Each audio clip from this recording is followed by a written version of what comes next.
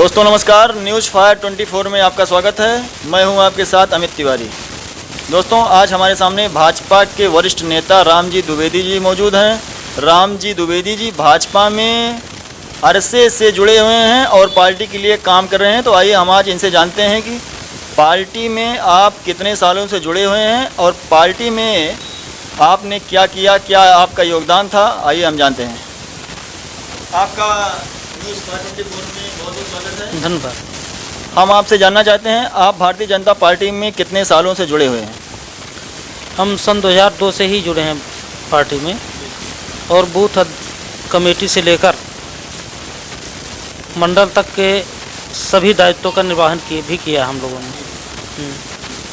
तो आप हमारे दर्शकों को ये जानकारी दीजिए कि जिस समय भारतीय जनता पार्टी की सरकार नहीं थी और आपको सत्ता विपक्ष में भी रहना पड़ा, तो आप हमारे दर्शकों को ये बताइए कि लोगों की, जनता की सेवा करते करते आपको लोगों की समस्या के निवारण के दौरान आपको किन किन समस्याओं का सामना करना पड़ा? उस समय बहुत ही दिक्कत होती थी।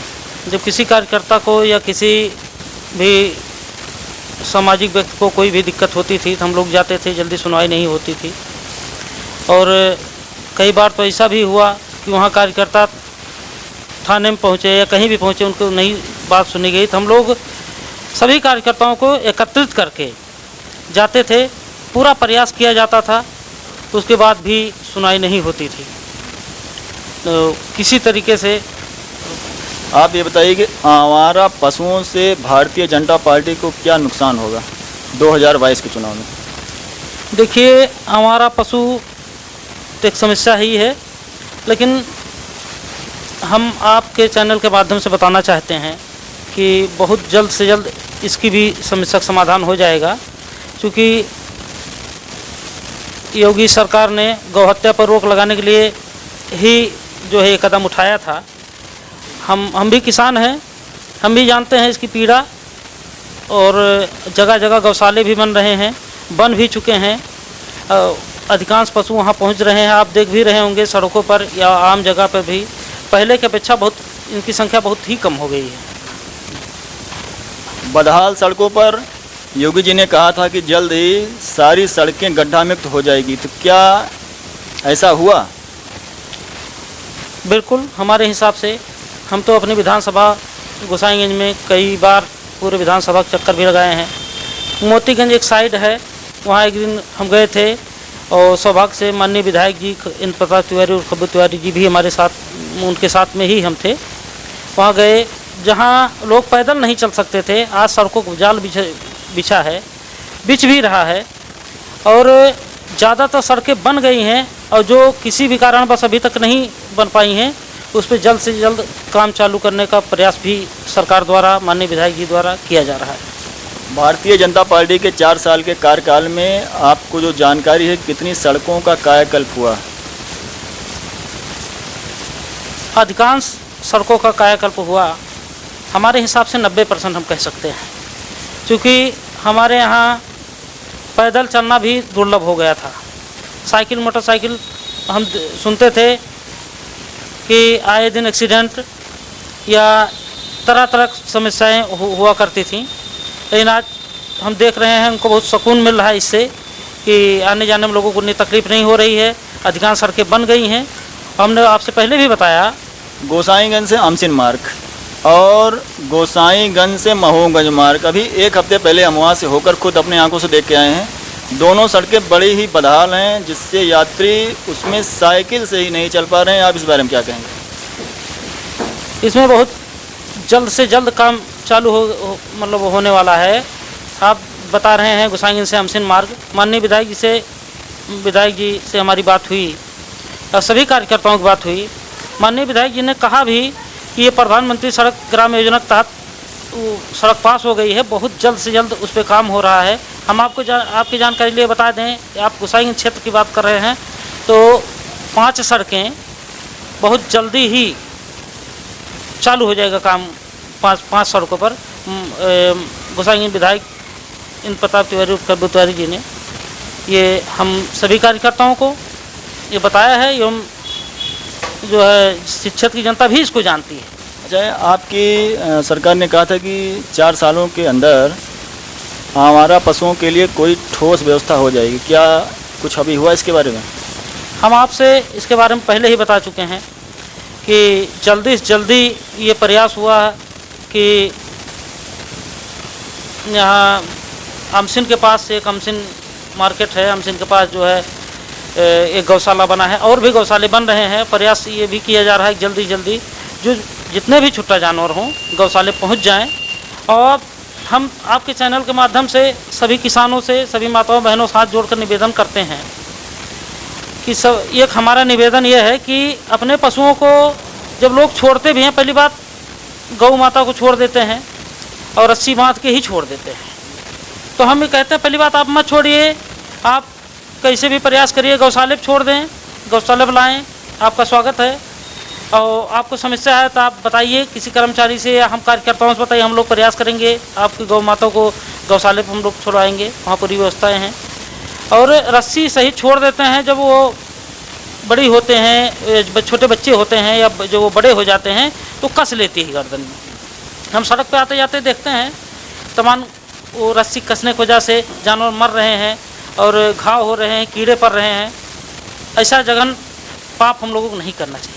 किसान बिल पर जो किसानों द्वारा आंदोलन किया जा रहा है, क्या वो ठीक है? किसानों को अगर सही देखा जाए, किसानों को मौका, हम भी किसान हैं और किसानों को इतना मौका नहीं है कि हम वहाँ जाके आंदोलन करेंगे। यहाँ हमारे बीवी बच्चे और बीवी बच्चे तो जो है ठीक है, यहाँ खेती बाड़ी सब जो है भी बेकार हो जाएगी, कोई मतलब उसका नहीं है। और वहाँ हमारे हिसाब से कोई किसान है ही नहीं, असली किसान को मौका ही नहीं है को अपने खेत को छोड़कर वहाँ जाके आंदोलन करेगा। आप बताइए बिल में ख़राब क्या है? हमारे हिसाब से ऐसी कोई बात नहीं। हर किसान चाहता था कि अपनी फसल उगा के वो स्वयं वहाँ जाए, उसको अपने हिसाब से किसी बिचौलिए के माध्यम से न बिके, वो ज़्यादा ठीक रहेगा। ये बात पूर्ववर्ती सरकारों ने भी कही थी, लेकिन वो ये लागू नहीं कर पाए। जब ये लागू हो गई, ये कानून लागू हो गया, तब अब लोग जो है उस पर उल्टी राजनीति कर रहे हैं। ये हमारे समझ नहीं आ रहा है। चलिए ठीक है, हम जानना चाहते हैं कि योगी सरकार में भ्रष्टाचार जो कम हुआ है कि ज़्यादा बढ़ गया? इसको तो आप पत्रकार हैं और सम्मानित पत्रकार हैं, आपसे बेहतर कोई नहीं जान सकता। आप देख सकते हैं आए दिन कहीं न कहीं दंगा हुआ करते थे, कहीं मंदिर मस्जिद, कहीं हिंदू मुसलमान, कहीं कुछ। आप अपने क्षेत्र, अपने ज़िले में यहाँ आप देख के बता सकते हैं कि जब से बीजेपी सरकार आई है, आप देखिए हमारे हिसाब से चुट-पुट, वो अलग बात है कि किसी न किसी कोई विवाद हो गया हो, ऐसी कोई घटना नहीं हुई है। आप यहीं टांडम देखिए, दिन दहाड़े हत्या हुआ। कई श्याम बाबू जी थे, हमारे विश्व हिंदू वाहिनी के नेता थे, उनकी भी हत्या हुई। बहुत ऐसे कांड हुए, लेकिन उसके बाद भी आपने सुना नहीं सुना होगा। तो हमारे हिसाब से तो बहुत कम हुई है। 2022 में क्या राम मंदिर मुद्दा भाजपा को सत्ता दिला पाएगा?